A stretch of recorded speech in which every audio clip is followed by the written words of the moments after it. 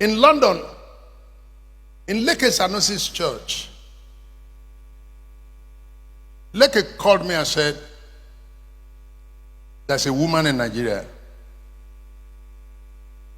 that if she can enter this meeting, her problem will be solved. I've asked her to join the next plane because the meeting is ending over the weekend. And the woman came the next day and knelt down and said, sir, I'm a billionaire, but I'm suffering. I have a sugar plantation in Bashita. I took water from River Niger 25 miles to irrigate thousands of hectares of sugar cane. And the traditional rulers in the place called me and asked me to make certain sacrifice. And I told them, I said, I'm a Christian. I cannot make sacrifice. And they said, well, you are from Ondo State.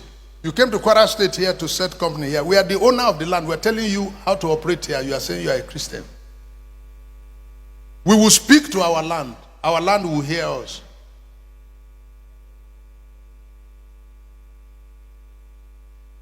And they spoke to the land. Sugar cane that are as tall as myself, inside water, dried up.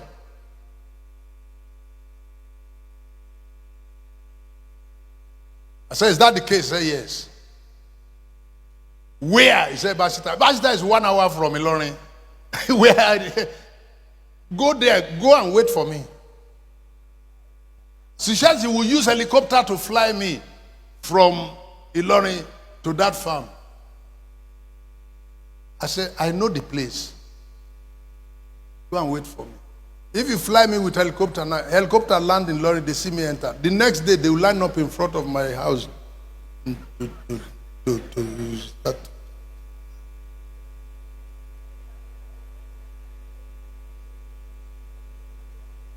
I got there, I saw a plantation that the sugarcane factory had shut down because the raw materials to come from the field to feed into the factory is not working. So the factory has shut down.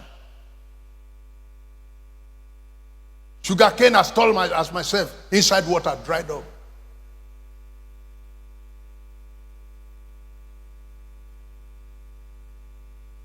Infiltrating the enemy's territory.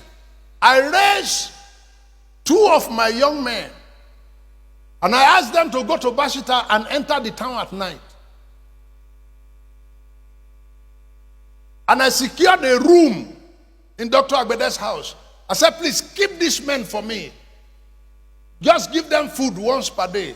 They will not come out during the day. They will come out at night only. And they will trek through the community to locate the power centers in the community. There are places in Yoruba, you call the place Ojubo. Ojubo. That's the power center. That's where the demons, that's where you offer the sacrifice. That's where they come and collect the sacrifice. So I said, when you go through this town in the night, infiltrating the enemy's territory, don't forget. When you get into the place in the night, for 3 days, be going up and down and let nobody see you. And locate for me the power points. So when I come, I will go and deal with those places, dissolve the powers that are there, take them out. Did you hear me? Do what? Take them out. That was what made Moses to be able to bring Israel out of Egypt. The reason was because there were powers that held the captivity of Israel in Egypt was not ordinary. There were demonic implications and complications. That was the reason Moses would do a miracle. The magician will also do a miracle. They would do and then they would do another one. So there are demonic events that were holding the children of Israel inside there for 400 years. They couldn't come out. And a man needed to come to deal with it. And the reason why Israel was in Egypt for 400 years in captivity was because for those 400 years, Israel could not throw up a person in the mold of Moses. They couldn't produce a personality that can engage.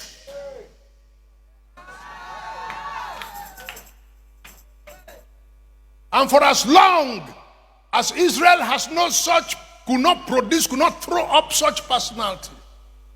Children of Abraham, they were, yeah, we hear.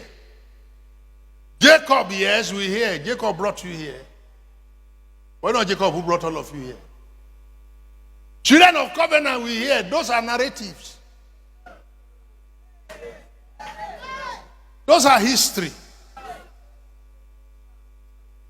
Somebody need to face the gods of Egypt. Somebody need to face the magician. And it came to a point, Moses threw stick down. They throw stick down. Stick becomes snake. Stick becomes snake. Moses said, okay, you are all losing your sticks.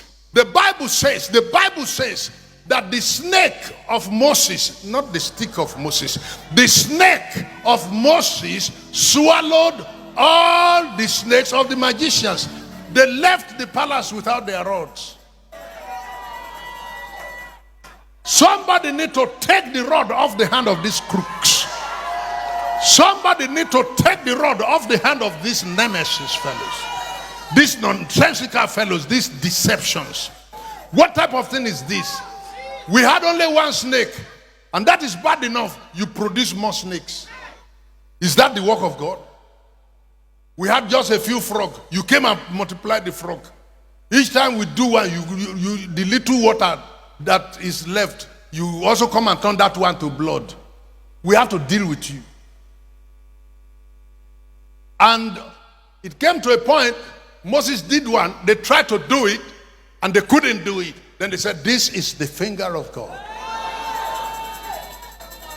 From that point, we began to see the road opening up for Israel to lift Egypt. Until that finger shows up. Hitherto, for so many of you, this finger had remained like this. Hitherto, for some of you, and at this conference, I'm praying. I prayed for you before I came here, that this finger will shoot out. This finger will shoot out. This finger will shoot out. This finger will shoot out. And the enemy will confess to it that this is the finger of God. And when I got to Bashita, the young men told me, they said, sir, there are a lot of activities going on here. If this city will be delivered, it has to start from here.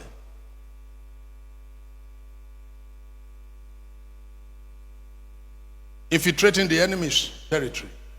These were spies. Spies are secret agent people. They are the ones to let us know where the enemy concentrate their powers and personnel and resources. I prayed in Bashita. I gathered the whole city. I removed my shoes. I looked up to God and I cried. I wept.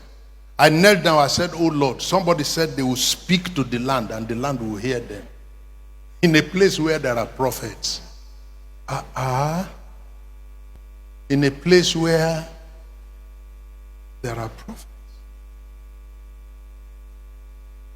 So I said, I poured the oil down. I said, I take the land back. I give it back to the owner.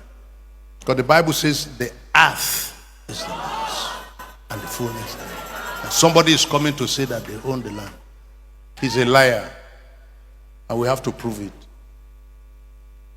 I went to the farm. I lifted my hands over the sugarcane, the dry sugarcane that was standing. I prayed for them. I called them back to life. Within a month, the whole plantation became green again. You can ask. You can ask.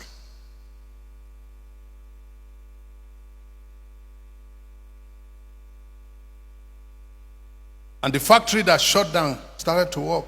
Coca-Cola started to pack truck trailer loads in front of the factory to load sugar to go and do. Do Coca-Cola. Those of you that the enemy had closed you down, we will reopen you.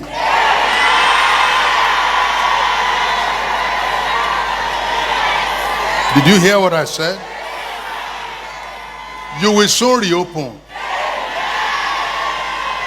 Stand up and say, I'm coming back.